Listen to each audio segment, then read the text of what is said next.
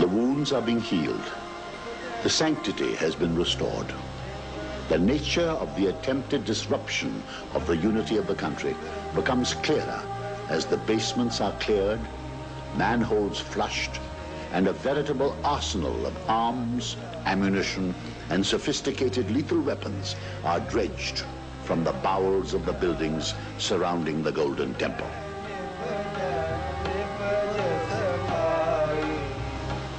The dimension of the perfidy emerges in this interview with Major General Brar. General Brar, I'm going to start with a slightly surgical question. Most newspapers talk about you having stormed the Golden Temple. Would you like to put this straight for the record? There's no question of our having stormed the Golden Temple. In fact, we didn't even want to enter the Golden Temple.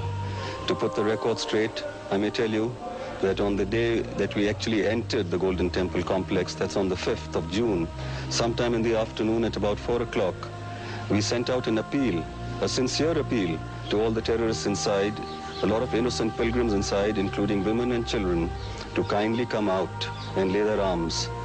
We did not want to use force against them at all. So the question of storming into the Golden Temple just doesn't arise. How do you regard these terrorists or extremists? How would you define them? What sort of people are they? That's a very awkward question.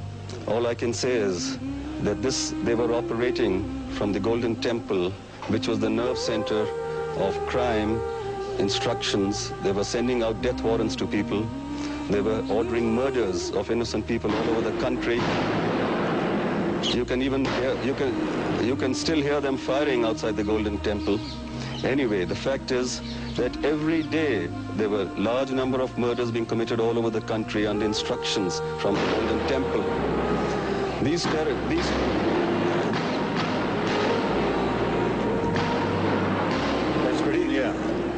terrorists, I don't think, had regard for life at all.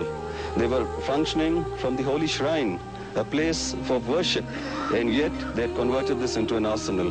They had converted it into a terrorist camp. If one goes around this place and sees the hundreds and thousands of weapons, munitions, explosives that they kept here, I'm sure you'll have no doubts in your mind as to what sort of people they were. What sort of foreign infiltration was there, and were you able to guess or assess from the arms that you captured as to any foreign country was assisting them in this mad of idea thing? I have no doubt in my mind that they have received foreign assistance.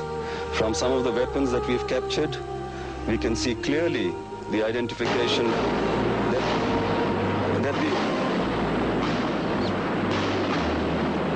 we can clearly establish that these weapons have been obtained from China or Pakistan. They've got Chinese markings, and I'm sure they've been smuggled in through Pakistan.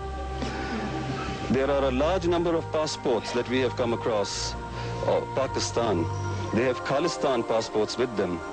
A large number of them appeared to me that they were Pakistanis.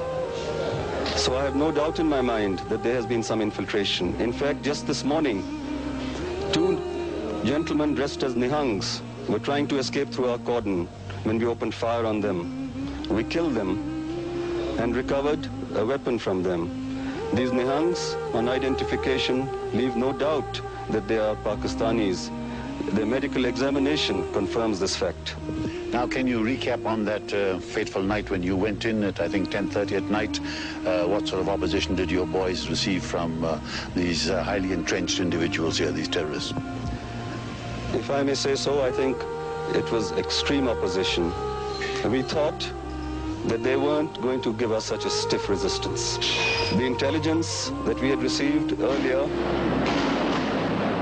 led us to believe that their resistance would be much less than what they actually offered us. When we came in at about 10:30 at night on the 5th of June, the battle started raging.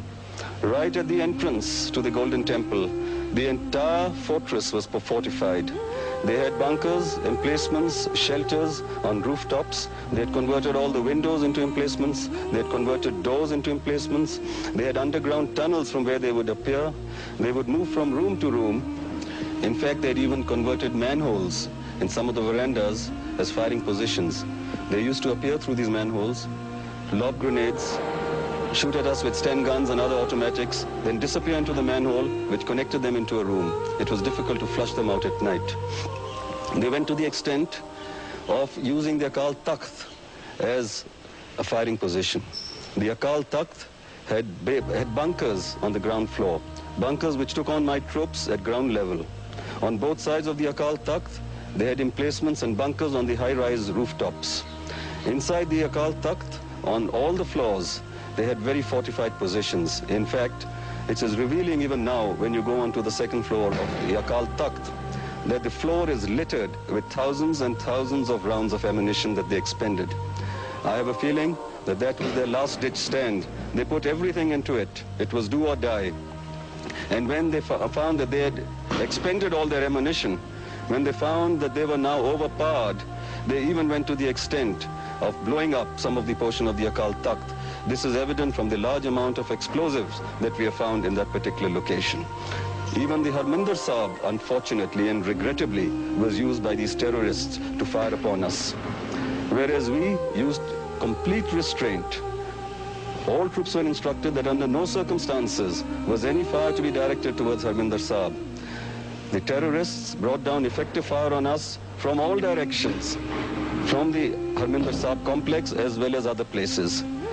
It was a very difficult task for my troops to restrain themselves from aiming towards the Harminder Sahib. And it's a wonderful feeling now to know that Harminder Sahib has been untouched by any of us. And in spite of the large number of casualties that we have suffered, our troops have maintained the discipline and self-control of which we all feel proud. Could you give us some of the arithmetic of the casualty figures? We have suffered high casualties in the tune of about 55 dead. About 55 dead and about 320 wounded. It is unfortunate that even some of our people were missing. We've been able to trace most of them except one to date. One of our casualties, when we recovered his body, he had been strapped with explosives all over his body and exploded by a detonator. You can just imagine the methods that these terrorists used, which no human being or no sane-minded person would ever even think of. As far as the terrorists are concerned, their casualties range to about 300 to 400. We are still counting them. They're still being picked up under debris and underground basements and tunnels. And there are about 1,500 or so of them who have been apprehended. Were they well trained? Extremely well trained. Where? I've got a feeling that they've been trained in certain camps under officers and men who've been in the army at some stage or the other, and guerrillas who have got training from outside. These were all highly motivated people.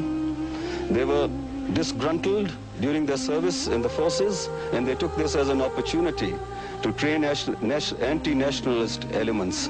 And I can tell you and assure you that the way they fought, it was a well-planned military operation, but the methods used by them were brutal. Now, one last question to end all questions. Could you tell us when the total sanctity of this area will be restored? When do you think you'll be able to winkle out the last snipers? Well, I must say that we started restoring the sanctity of this place even before we entered in here. The very fact that we didn't touch Harminder Sahib itself shows that we had maintained the sanctity of this complex. As soon as the 6th morning appeared and we felt that we had got most of the terrorists, we started our work.